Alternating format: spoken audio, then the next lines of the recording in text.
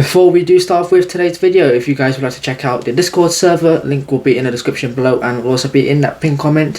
If it has been more than 7 days, please use the latest video, because that's one of the links will be working, and of course I will like to have you on this channel as well. So make sure to subscribe with that bell on so you don't miss any of the videos and anything else, and of course like the videos as well. But anyway, let's get right into today's video.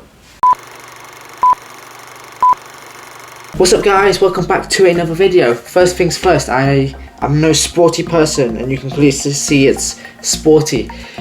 But anyway, we are here with the Vauxhall Astra Mark 8, known as the Astra L. So this, like I said with the Mark 8, is the 8th generation of the Vauxhall Astra, and the Vauxhall Astra is a well-known car in Britain, especially in Europe, but I'll get to the Europe bit in anything else. But it rivals cars such as the Focus and the Golf, etc. Now, before, Vauxhall used to be owned by General Motors, but then PSA, Peugeot, bought them out, and PSA is now with Fiat Chrysler, which creates Stellantis. So it's a Stellantis product now. But anyway, it's based on a 308, a Peugeot 308, as a result of that.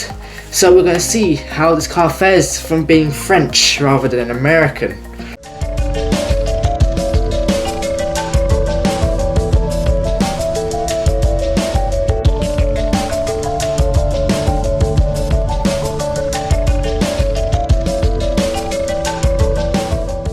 When it comes to the exterior of the Vauxhall Astra L, or L depending on which way it's supposed to be, this is a very good looking car. While Vauxhall were being owned by Peugeot, the design team went all hell crazy. I mean, look at it, it's a cool looking car. The General Motors ones, not the best. I think the Insignia, the latest Insignia that happened, I think that was General Motors, but I'm not sure on that one. But anyway, the whole front is a very cool looking car. The way that you got a line in the bonnet, which makes it more aggressive. The grille designs are all nice as well, with nice LEDs, and you got nice shapes everywhere as well, and it's a really nice cool angle. This one has the black stuff on it. Unfortunately I can't remember what it's called, but stuff like the badge is black on this. But if you do get a lower spec version, obviously it doesn't look so sporty. The bumper is less sporty, throbby. You can think about it like that way. The side profile, definitely cool as well.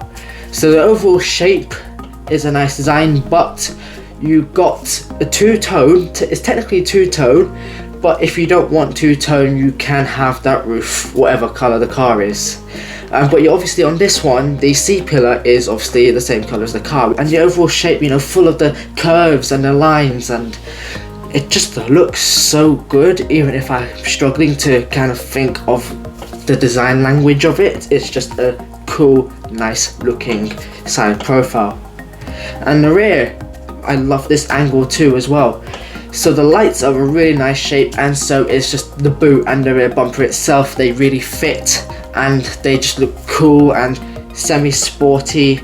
And as you can see with this, it's got the black on it, so Vauxhall badge is black, and the Astra is written out in black as well, spaced out with nice text.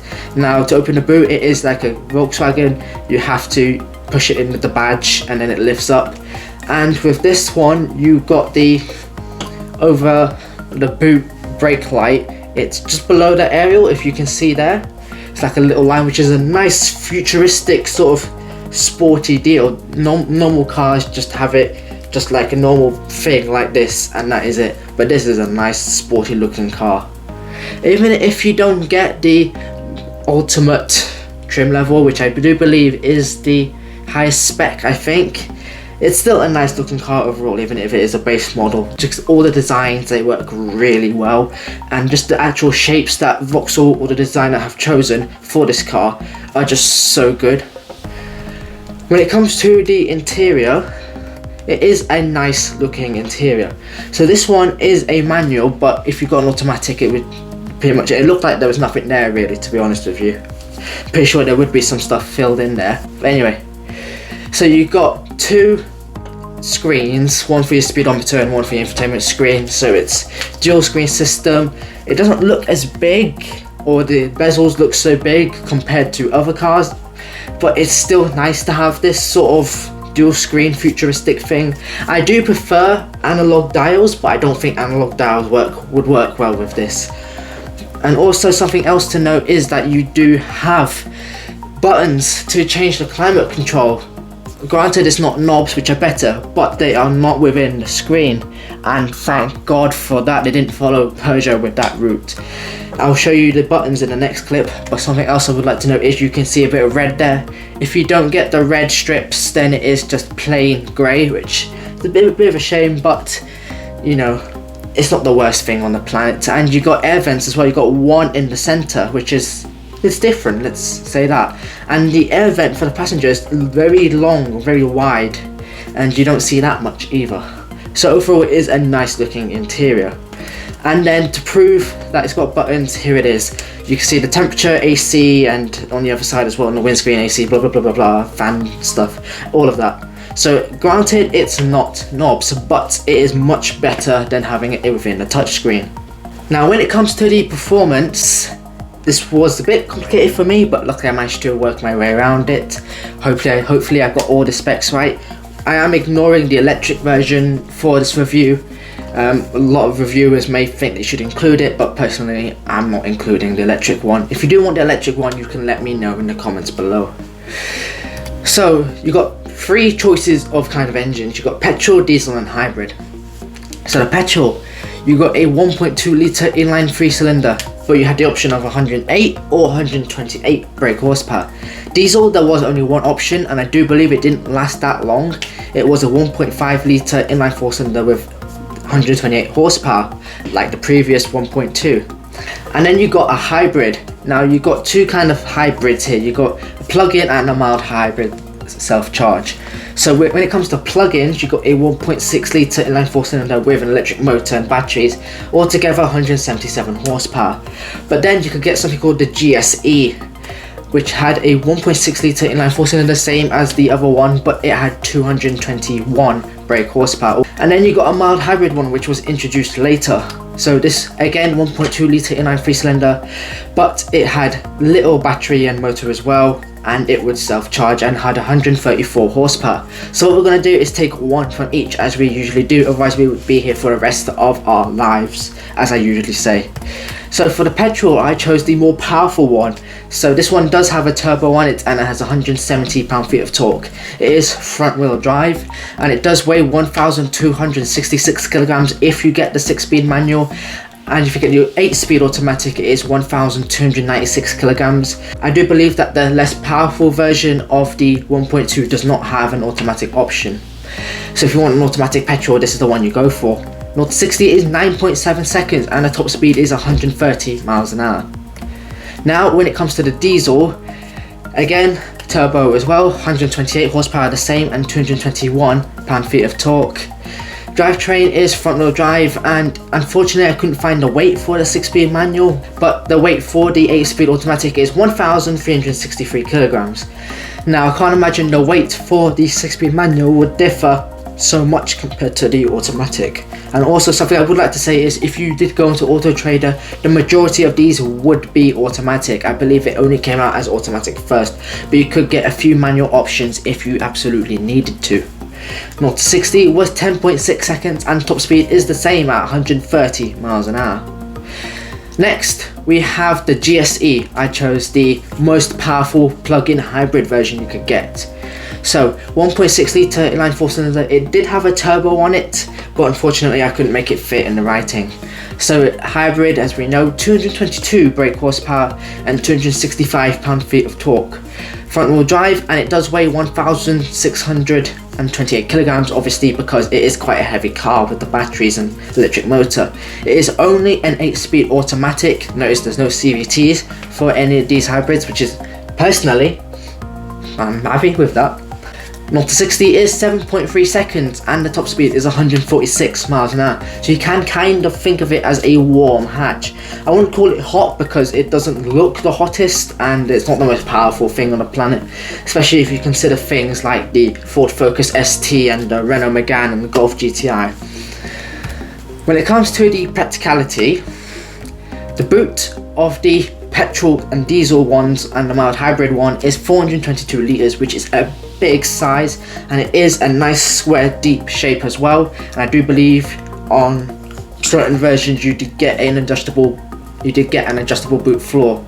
But if you did get a plug-in hybrid version, you got 352 litres.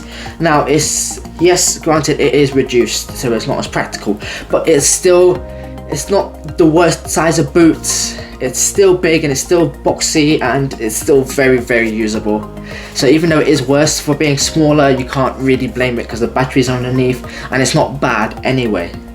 When it comes to the legroom and the headroom was tight for if you were going 6 foot plus.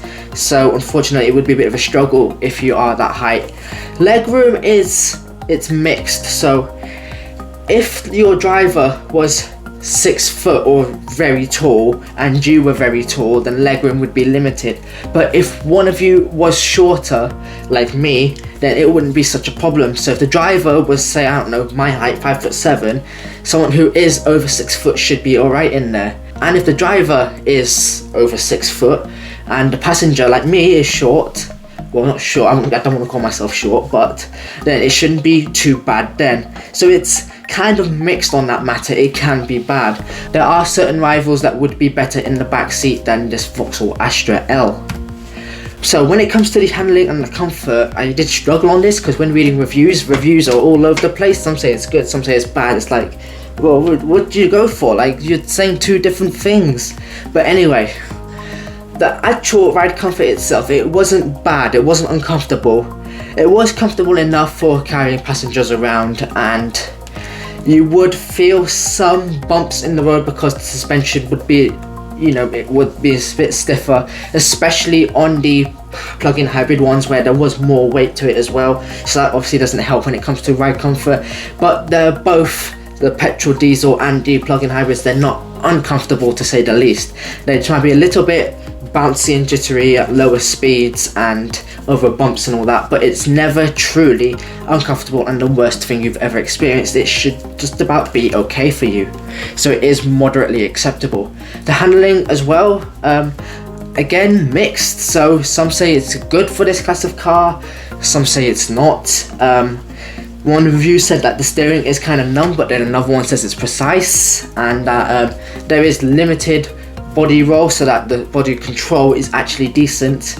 But another review said that the steering is not that playful, and that the eco tires don't help when going around the corner because obviously they're designed for eco, not handling. So I'd say that handling overall, it wasn't on par to say things like the Ford Focus, which is like one of the kings of the hatchback handling area, if you want to call it that. So unfortunately it's not the best for that, especially if you do have the eco tires.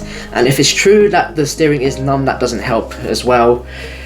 But I mean, I haven't driven it to know, haven't even been in one to know, unfortunately, so I just have to go with what other people say.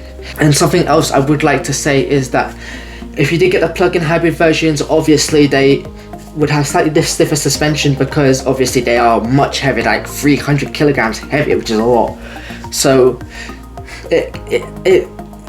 even though the suspension has been changed slightly, I'd say it's not as good as the petrol versions for going around the corner, and especially on the ride comfort especially. Is there anything else worth noting? Well, if you are in Europe, which I bring it back now, you get an Opel. It's badged as an Opel.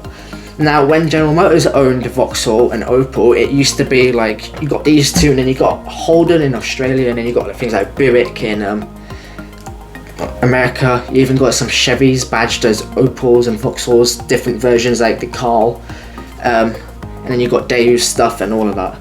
But anyway, if you're also like an estate version, they do offer that as well. And if you want an electric version of either the estate or the hatchback, they do offer that as well. But anyway, what is the verdict? So the pros are, it has a cool exterior, it has a nice interior. The engine range is, you got plenty to choose from. If you want a diesel, you do have to get a used one because I do believe that they're not sold anymore. I think they're off the market. I didn't see it on the Vauxhall website, so they must have been taken down. The boot size is big for the petrol, diesel and mild hybrid, but for the plug-in hybrids, they're still decent enough. The ride quality was decent all round, and the handling was also decent all round as well. Obviously, depending on what version you get, it would differ, and you have to experience it yourself, because I haven't, and reviews say different things. The cons are the legroom is slightly bad. I'm calling it slightly because it is slightly bad. I mean, it's all depending on circumstances. If someone is over 6 foot, then I'm pretty sure you can work with it if you're smaller than 6 foot. But if you're both 6 foot or taller, then it might be a bit of a pain. And then headroom is also tight as well for this class of car. Rivals would be better in the back seat, like I said, for this area, basically, yeah. But anyway, that does conclude my review of the Vauxhall Astra L. I don't know which way it goes. If you would like me to review a car, then you can let me know in the comments below. And other than that, I have nothing else to say. Besides, I will see you guys in next week's video. Peace out, L.